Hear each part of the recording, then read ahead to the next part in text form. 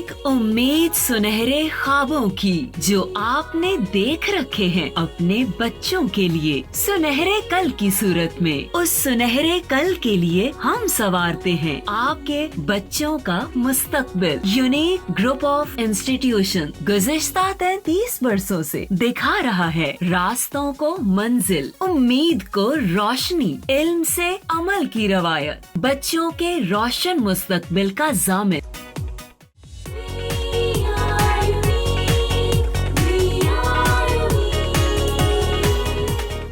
बिस्मिल्लाहिर्रहमानिर्रहीम। अस्सलाम वालेकुम डियर स्टूडेंट्स, कैसे हैं आप लोग? ठीक ठाक। वेरी इंपॉर्टेंट टॉपिक जो हम प्रीवियस लेसन से स्टडी करते आ रहे हैं, that is mechanism of photosynthesis, जिसमें हमने ये प्रीवियस लेसन में लाइट रिएक्शंस को स्टडी कर लिया था। डार्क रिएक्शंस की तरफ जाने से पहले मैं अगेन लाइट रिएक्शंस को गो थ्रू ज़रूर करूँगी ताकि आप लोग डार्क रिएक्शंस, इसको केल्विन साइकिल भी कहते हैं, इसको नाम दिया जाता है केल्विन साइकिल का भी। इसको स्टडी करने से पहले अगेन जी स्कीम लाइट रिएक्शंस को देखते हैं। बच्चों, हमने कहा था chlorophyll molecules absorb solar radiation. When chlorophyll molecules absorb light energy, their energy level increases and electrons are emitted. Electrons emit होते हैं, chlorophyll में से निकलते हैं, and these electrons are passed through electron transport chain. जब ये electron transport chain में से गुजरती हैं तो इलेक्ट्रॉन्स एनर्जी रिलीज़ करते हैं। That energy is used for the synthesis of ATP. ATP तैयार होते हैं उन्हीं इलेक्ट्रॉन से। एक इम्पॉर्टेंट काम है सिंथेसिस ऑफ एटीपी। हमने डेफिनेशन में कहा था एटीपी और NADPH जैसे हाई एनर्जी मॉलिक्यूल्स प्रिपेयर होते हैं, सिंथेसाइज होते हैं। यहाँ पे एटीपी तैयार हो गए। और इसी तरह से एक बहुत ही अहम रिएक्शन फोटोलिसिस का भी लाइट रिएक्शंस में होता है, that is the break down of water molecule into oxygen and hydrogen. दो हाइड्रोजन एटम्स हैं, when they release electrons they will be in the form of hydrogen ions. और ये hydrogen ions जो water molecule की break down से release हुए होंगे, at the end these hydrogen ions and electron are used to reduce NADP into NADPH. This is the detail of light reaction. अब हम बात करेंगे डार्क रिएक्शंस की। हमने कहा था कि लाइट रिएक्शंस जो हैं वो क्लोरोप्लास्ट पे होते हैं,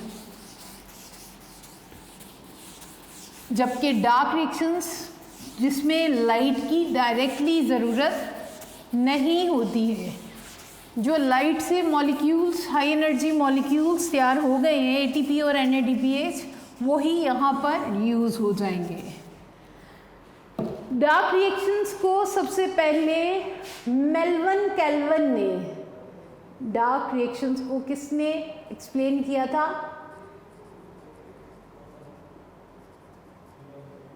are explained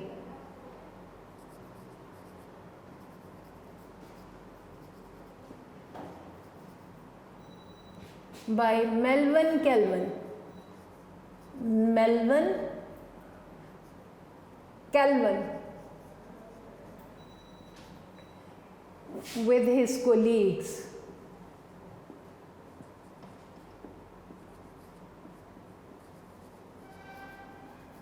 at University of California, at University of California. Melvin Kelvin ने अपने कोलीग्स के साथ मिलकर यूनिवर्सिटी ऑफ कैलिफोर्निया में इन रिएक्शंस को फर्स्ट टाइम एक्सप्लेन किया था एंड वन नोबेल प्राइज़ दिया गया ये डेट अगेन आपको याद कर रखनी है फॉर MCQ। साइड बॉक्स में गिवन है कि नोबेल प्राइज़ कब मिला था मेल्विन केल्विन को, इन 1961 में, ठीक है। ऑन दिस एक्सप्लेनेशन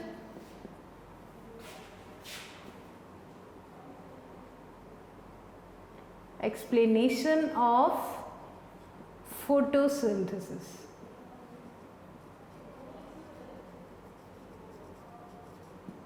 ये थोड़ी सी डिटेल है, इंट्रोडक्शन है डार्क रिएक्शंस का।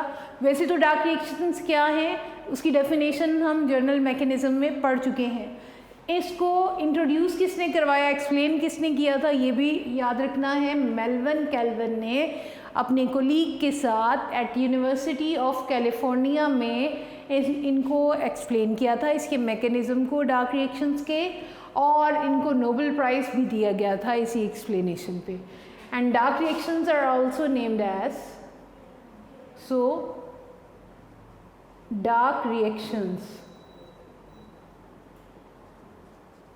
are also named as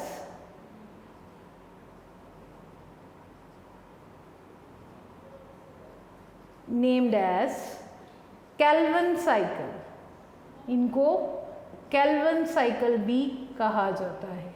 अब देखते हैं ये केल्विन साइकिल क्या है, ठीक है बेटे। केल्विन साइकिल को हम ड्रॉ कर लेते हैं पहले, फिर उसको एक्सप्लेन करते हैं कि किस तरह से केल्विन साइकिल होता है। मेल्विन केल्विन ने ये रिएक्शंस को एक्सप्लेन किया था, इसलिए इसको केल्विन साइकिल भी कह रहे हैं। अब ये वाले रिएक्शंस, लाइट रिएक्शंस को हमने जी शेप में स्टडी किया है।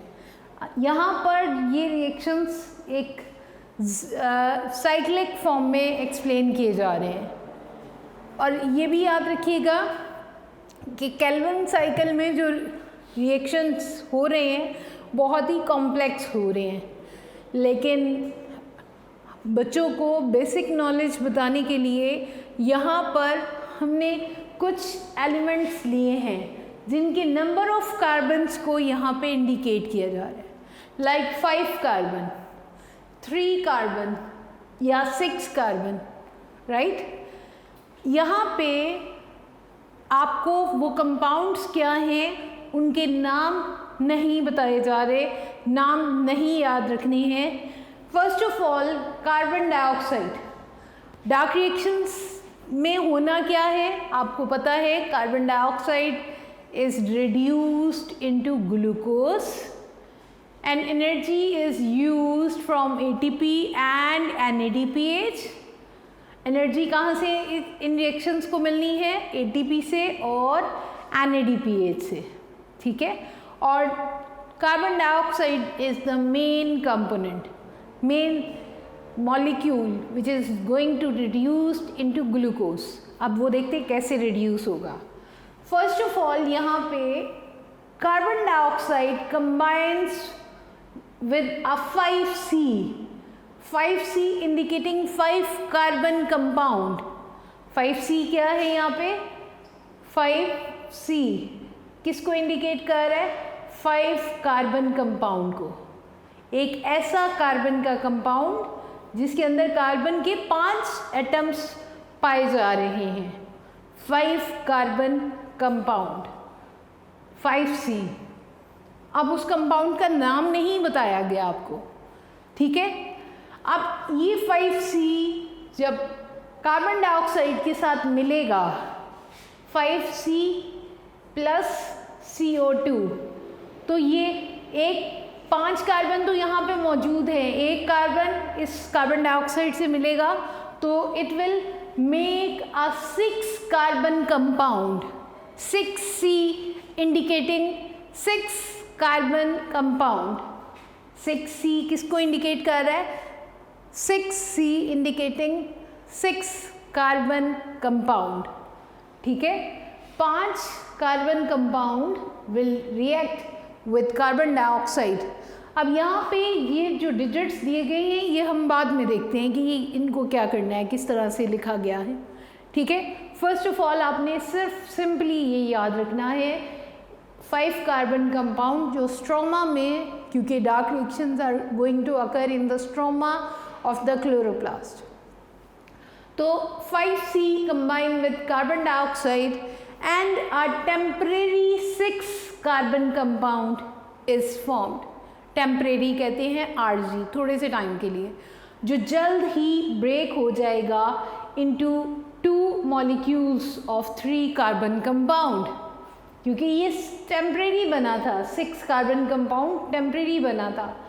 और यहाँ पर 3 कार्बन कंपाउंड जो है ये एक 3C3 कार्बन कंपाउंड है, जो यहाँ पर by using this ATP energy and hydrogen ions from NADPH, this is the 3 carbon carbohydrate, 3 carbon carbohydrate, right? इसको बहुत अच्छी तरह से समझना है, बहुत ही आसान भी है। एक गेम है 5 + 1 6, ठीक है। तो यहाँ पे 5 कार्बन है और एक कार्बन डाइऑक्साइड के अंदर एक कार्बन है, इट मीन्स 6 कार्बन का कंपाउंड बन गया टेम्परेरी। और जब ये 6 कार्बन कंपाउंड ब्रेक होगा तो ये 2,3C में कन्वर्ट हो जाएगा, 2,3C में कन्वर्ट होगा। उनमें से एक जो है वो 3 कार्बन कार्बोहाइड्रेट बनाएगा बाय यूजिंग, यहाँ पे फ्लो चार्ट में यहाँ शो किया जा रहा है ATP और NADPH, बेसिकली इस स्टेप में यूज़ होते हैं। और 3 carbon carbohydrate will reduce into the main product which is the glucose. यहाँ पर 3 कार्बन कंपाउंड बने थे, जिनमें से एक तो 3 कार्बन कार्बोहाइड्रेट बन गया और एक 3 कार्बन कार्बोहाइड्रेट का 3 carbon compound as it is release हो गया। अब ये 3 कार्बन का कंपाउंड जो है it will regenerate to form again 5 carbon compound. ये 5 कार्बन वाले एटम को दोबारा बनाएगा ताकि वो अगेन एक कार्बन डाइऑक्साइड मॉलिक्यूल को कैप्चर करे और दोबारा से ग्लूकोज बनाने में यूज़ हो। बच्चों यहाँ पे आप ये देखें 5C 3C 6C के साथ कंपाउंड्स के नाम दिए जा रहे हैं, not given the actual names of the compound. आपने सिंपल ये याद रखना है 5 carbon compound will react with carbon dioxide to give us 6 carbon compound, temporary होगा, which will break or split into 2 3 carbon compound. 1 3 carbon compound will give rise 3 carbon carbohydrate which will further reduce into 3 carbon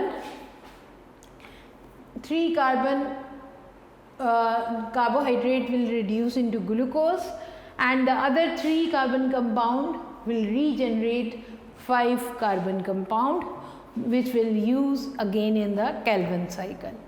ठीक है, ये 3 steps में उन्होंने ये reactions को बताया है और यहाँ पे भी बता रहे हैं कि जब 3 कार्बन से 5 कार्बन बनते हैं तो उस प्रोसेस में भी ATP से एनर्जी यूज़ होती है। बुक में फ्लो चार्ट में यहाँ पे नहीं लिखा गया, लेकिन प्रोसेस में बताया जा रहा है कि इस प्रोसेस को होने में भी 3 कार्बन कंपाउंड से 5 कार्बन कंपाउंड्स बनते हैं।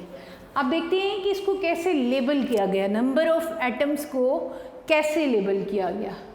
अब क्योंकि कार्बन डाइऑक्साइड 5C है तो 6C बनना है, 5 कार्बन को 3 के साथ मल्टीप्लाई किया गया, 3 multiply by 5C and carbon dioxide is multiplied by 3। तो यहाँ पर ये 5C कितने हो गए 15 रफली, यहाँ पे 15 + 3 18 हो जाएंगे। तो यहाँ पे हमने 6C को 3 के साथ मल्टीप्लाई किया है क्योंकि ये दोनों ऐड होके इसके इक्वल हो जाएंगे। ठीक है, 15 + 3 18, 6 3 18। और जब ये 6C ब्रेक हुआ 3C में तो 3C को 6 से मल्टीप्लाई कर दिया, this will be equal to this. ये नंबर ऑफ एटम्स हमने इसलिए इसको 6 से मल्टीप्लाई किया है कि ये इक्वल होना चाहिए इसके। ठीक है, अब ये जो है इक्वल होना चाहिए इन दोनों के। राइट बच्चों। तो 6 3 द 18 अब में से 3 इधर आ गए और 15 5 3 द 15 5 से मल्टीप्लाई किया तो ये दोनों मिलकर इसके इक्वल हो जाएंगे and this should be equal to this, right. दोबारा देख लेते हैं। हमने कहा है कि इस 5C ने कार्बन डाइऑक्साइड के साथ मिलना है और 6C बनाना है, इसलिए हम इसको स्क्वायर्ड करेंगे तो ये बनेगा।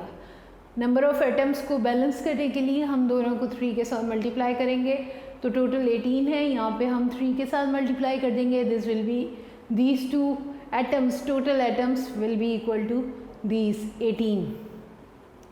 अब इसको इसके इक्वल होना चाहिए, 18 है, और इसको इक्वल होना चाहिए इसके और इसके, क्योंकि ये स्प्लिट होके एक तरफ 3 कार्बन कार्बोहाइड्रेट बना रहा है और दूसरी तरफ 3 कार्बन कंपाउंड बना रहा है, ठीक है।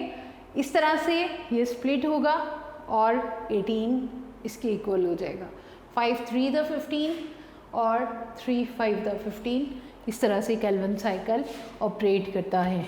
आपको इसके 3 पॉइंट्स भी याद करने होंगे और मैं बच्चों को ये भी बताती हूँ, अगर लाइट और डार्क रिएक्शंस का मैकेनिज़्म आ गया है, what are light and dark reactions, explain the mechanism of light and dark reactions, 5 marks में आ रहा है। तो आप डार्क रिएक्शंस को लिखने से पहले जो मैकेनिज़्म में आपने डार्क रिएक्शंस की डेफिनेशन पढ़ी है कि डार्क रिएक्शंस में होता क्या है। वैसे तो इन रिएक्शंस में भी वही चीज़ बताई जा रही है, लेकिन अगर आप वो उसको सम अप करके भी बता देते हो कि ये रिएक्शंस थैलाकॉइड में हो रहे हैं तो वेल एंड गुड, एक अच्छा इंप्रेशन आ जाता है, ठीक है। Light and dark reactions very important long topic.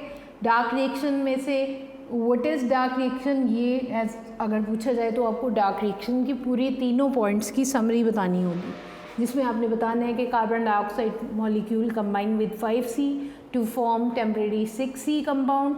6C जो बनता है टेम्परेरी होता है, वो 3C में ब्रेक होता है। 3C उसमें से एक 3C ग्लूकोज बनाने के लिए यूज़ होता है और दूसरा 3C दोबारा 5C बना देता है। और इन प्रोसेस में जगह जगह पे ATP यूज़ होते हैं, NADPH से हाइड्रोजन आयंस लिए जाते हैं और इस तरह से रिडक्शन होती है कार्बन डाइऑक्साइड की इनटू ग्लूकोज। ये थे बेटे डार्क रिएक्शंस। अगला टॉपिक है हमारा role of light and chlorophyll. Light का क्या रोल है फोटोसिंथेसिस में?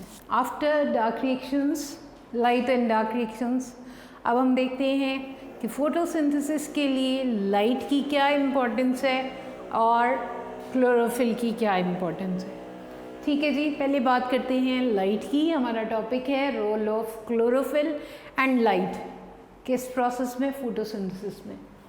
तो याद रखिएगा सोलर एनर्जी जो है कोई भी ऑर्गेनिज्म इस तरह से एब्जॉर्ब नहीं कर सकता जिस तरह के ग्रीन प्लांट्स एब्जॉर्ब करते हैं। एक तरह से इकोसिस्टम में सोलर एनर्जी को यूटिलाइज करने वाला पहला प्रोसेस जो है, सबसे जो ऑथेंटिक प्रोसेस है, वो फोटोसिंथेसिस है। क्लोरोफिल एब्जॉर्ब सोलर एनर्जी और फिर वो सोलर एनर्जी को यूज़ किया जाता है in the process of photosynthesis to convert this solar energy into chemical energy.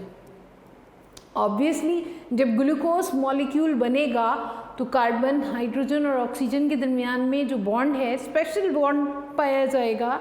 That bond is chemical bond and that is synthesised with the help of solar energy.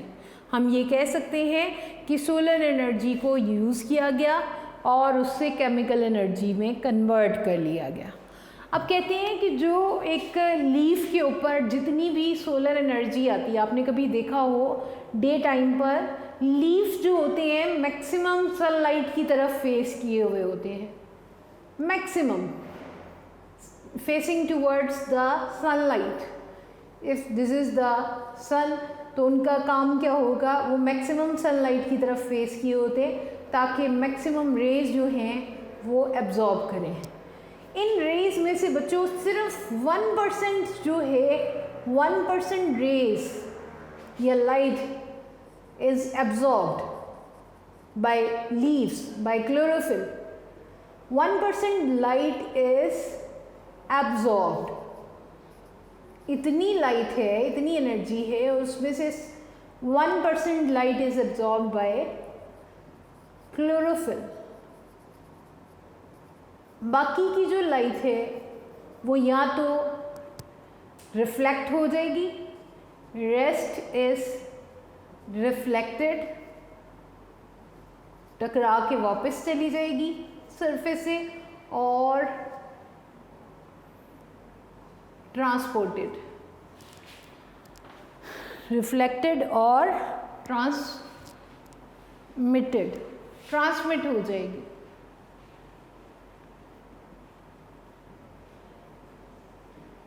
One 1% light is absorbed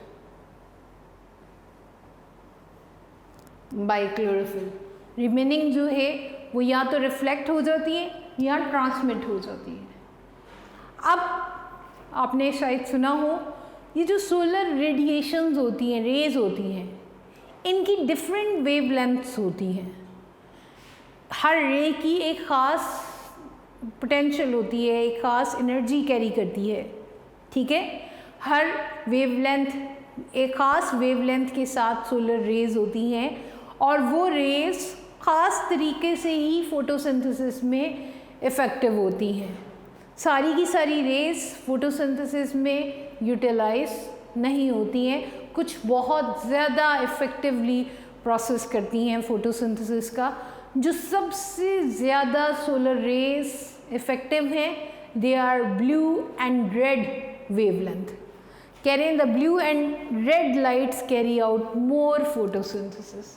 ये MCQs के लिए भी आपने mark करना है, blue and red different wavelengths होते हैं, और different rays are very effective for photosynthesis, but blue and red are more effective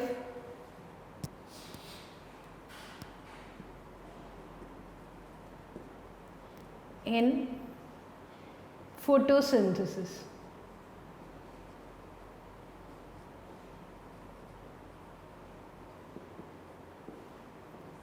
photosynthesis में ब्लू और रेड वेवलेंथ सबसे ज़्यादा इफ़ेक्टिव होते हैं, ये बात याद रखनी है। ये है लाइट का role.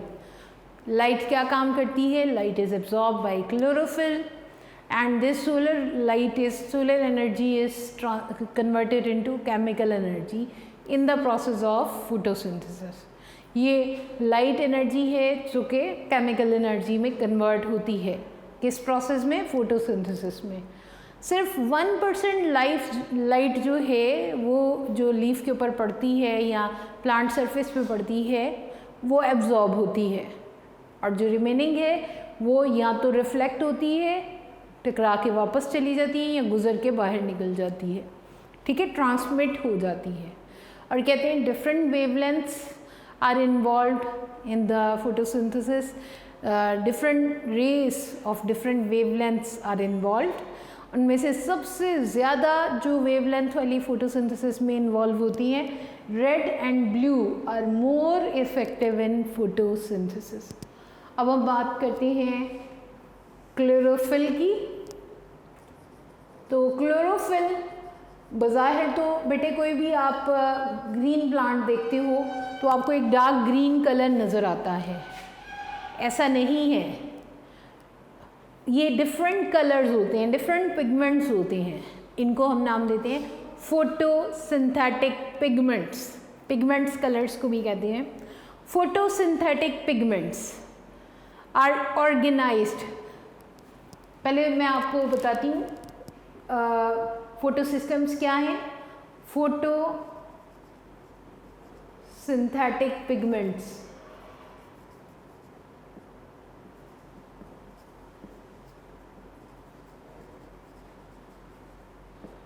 photosynthetic pigments are in the form of clusters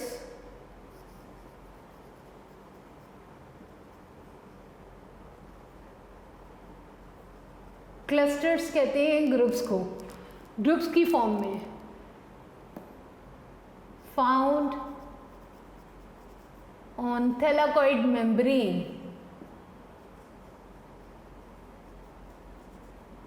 Found on thylakoid membrane are known as फोटोसिस्टम्स. उनको नाम दिया जाता है. एक आपने फोटोसिंथेसिस की डेफिनेशन पढ़ी है इसी चैप्टर में, एक आपने फोटोलाइसिस की पढ़ी है. Now the third term is photosystems. फोटोसिस्टम्स.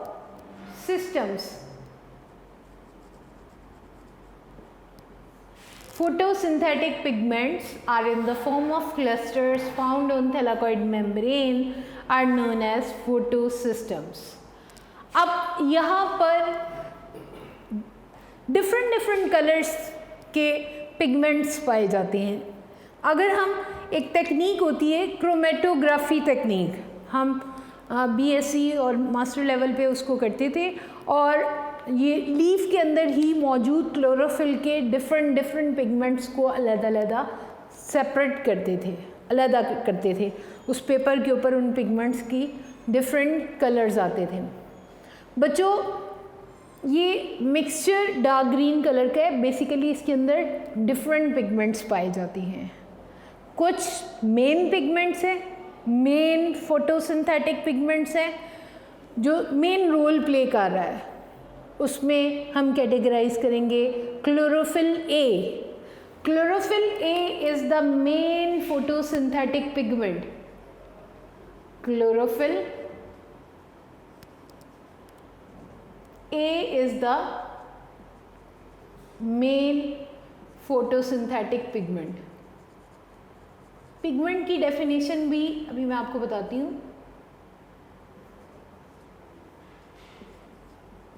Main photosynthetic pigment ये आपको एमसीक्यूज में भी पूछा जा सकता है. जबकि chlorophyll B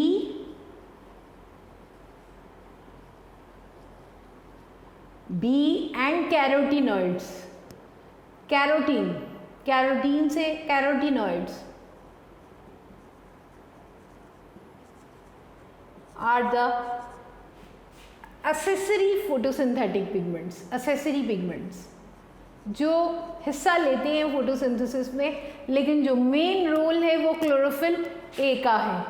chlorophyll B and carotenoids are accessory pigments.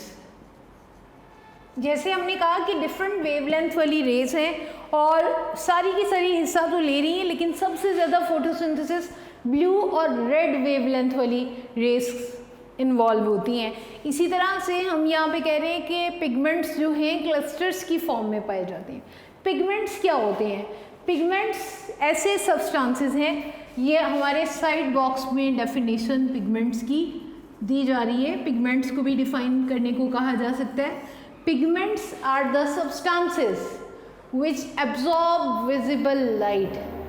ऐसे सब्सटेंसेस जो विजिबल लाइट को एब्जॉर्ब करते हैं, जितनी भी रोशनी होती है उसको एब्जॉर्ब करते हैं, they are named as pigments. जैसे photosynthetic pigments absorb different wavelength.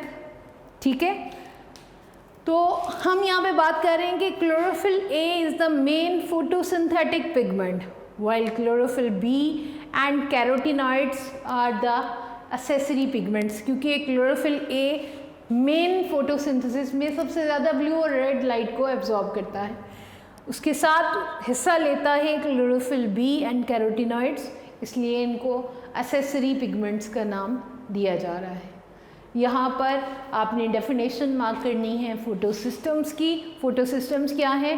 Photosynthetic pigments are in the form of clusters found on thylakoid membrane known as photosystems. जबकि chlorophyll A is the main photosynthetic pigment, chlorophyll B and carotenoids are accessory pigments. ये था बच्चों role of light and chlorophyll. यहाँ पे short MCQ में ये बात बहुत बार पूछी जा चुकी है. ठीक है, blue and red light are more effective in photosynthesis. फिर फोटोसिस्टम्स की डेफिनेशन और पिगमेंट्स की डेफिनेशन बहुत बार पूछी जा चुकी है. ये था role of chlorophyll and light. अगला टॉपिक है limiting factors for photosynthesis. Limiting factor कौन सी ऐसी बातें हैं जो फोटोसिंथेसिस को रिड्यूस कर सकती हैं, कम या ज़्यादा कर सकती हैं? हम पहले लिमिटिंग फैक्टर को देखते हैं क्या होता है। Limiting factors of photosynthesis. हमने इस चैप्टर में फोटोसिंथेसिस को डिटेल से इसके मैकेनिज़्म को स्टडी किया, फिर हमने इसके फैक्टर्स, इसके अंदर लाइट और क्लोरोफिल का रोल पढ़ा, ठीक है।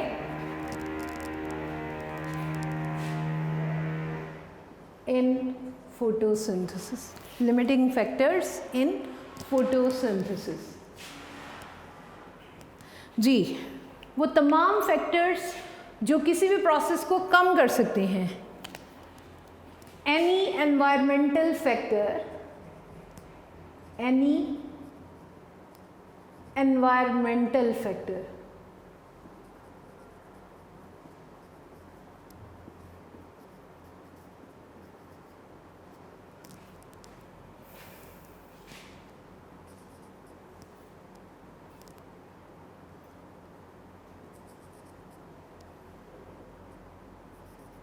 the absence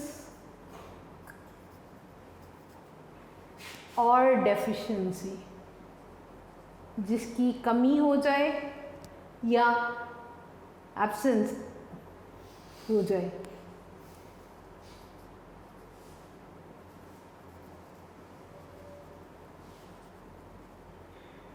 which can decrease the rate of metabolic reaction.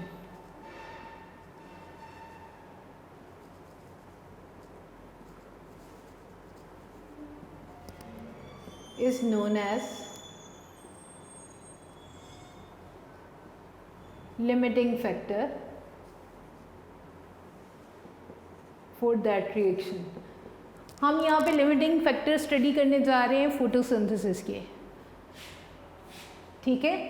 कोई भी एक ऐसा फैक्टर जिसकी कमी से वो कोई ख़ास मेटाबॉलिक रिएक्शन रुक जाए या मुतासर होता है, वो फैक्टर उसका लिमिटिंग फैक्टर कहलाता है, उसको महदूद कर देने वाला, known as limiting factor for that reaction. बच्चों, ये डेफिनेशन बहुत बार एग्जाम्स में आती है। Limiting factor as a short आ सकती है, बहुत छोटा सा टॉपिक है, लॉन्ग में भी आ जाता है। अब यहाँ पे हम इंटेंसिटी ऑफ लाइट यहाँ पे देखेंगे कि फोटोसिंथेसिस के लिए लिमिटिंग फैक्टर्स क्या क्या हो सकते हैं। रोशनी हो सकती है, रोशनी की शिद्दत, इंटेंसिटी ऑफ लाइट। हमारी बुक में उन्होंने 2 पॉइंट्स को इकट्ठा ही हेडिंग में दे दिया, इंटेंसिटी ऑफ लाइट, ठीक है, लेकिन आपने इसको अलग अलग बताना है। Effect of intensity of light, दूसरा आपने वहाँ पे तो उन्होंने लाइट और टेम्परेचर दिए हैं, लेकिन मैं आपको बता रही हूँ कि आपने अलग अलग हेडिंग्स देनी है। इफ़ेक्ट ऑफ टेम्परेचर, अब हम 1 बाय 1 इनको स्टडी करते हैं कि इनके क्या इफ़ेक्ट हैं, इसकी कमी से क्या असरात आएंगे या इनकी ज़्यादती से क्या असरात आएंगे। Effect of carbon dioxide, carbon dioxide concentration, right. 3 यहाँ पे हम 1 बाय 1 स्टडी करने जा रहे हैं। इंटेंसिटी ऑफ लाइट, रोशनी की शिद्दत किस तरह असरअंदाज होती है। एक अच्छी सनी डे है, सनी लाइट, सनलाइट बहुत अच्छी है तो रेट ऑफ फोटोसिंथेसिस इंक्रीज होगा। अगर डे लाइट कम है, सनलाइट कम है तो रेट ऑफ फोटोसिंथेसिस भी कम हो जाएगा। याद रखिएगा, बहुत ज़्यादा जो वार्म डेज होते हैं, बहुत ज़्यादा सनलाइट हो जाती है जब, तो उस वक्त रेट ऑफ फोटोसिंथेसिस कांस्टेंट हो जाता है। ये लिमिटिंग फैक्टर है। इंटेंसिटी ऑफ लाइट का इफ़ेक्ट हम देख रहे हैं कि क्या रोशनी का क्या असर होगा फोटोसिंथेसिस पे। अगर लाइट इंटेंसिटी कम है तो फोटोसिंथेसिस भी डिक्रीज होगी, और अगर लाइट इंटेंसिटी ज़्यादा होगी तो रेट ऑफ फोटोसिंथेसिस भी इंक्रीज हो जाएगा। लेकिन अगर टू मच लाइट इंटेंसिटी है, बहुत ज़्यादा है, तो उस वक्त रेट ऑफ फोटोसिंथेसिस बहुत ज़्यादा नहीं होगा, उस वक्त rate of photosynthesis becomes constant. ठीक है। दूसरा पॉइंट है टेम्परेचर का। सेम कह रहे हैं कि अगर टेम्परेचर डिक्रीज होगा, रेट ऑफ फोटोसिंथेसिस डिक्रीज होगा, and the rate of photosynthesis will increase with the increase in temperature. लेकिन अगर टेम्परेचर सूटेबल है और सनलाइट अवेलेबल नहीं है, तो उस वक्त टेम्परेचर का कोई अच्छा इन्फ्लुएंस नहीं होगा जब तक लाइट अवेलेबल नहीं हो जाती है। ठीक है। एक फैक्टर के साथ दूसरे को भी वो कह रहे हैं साथ होना ज़रूरी है।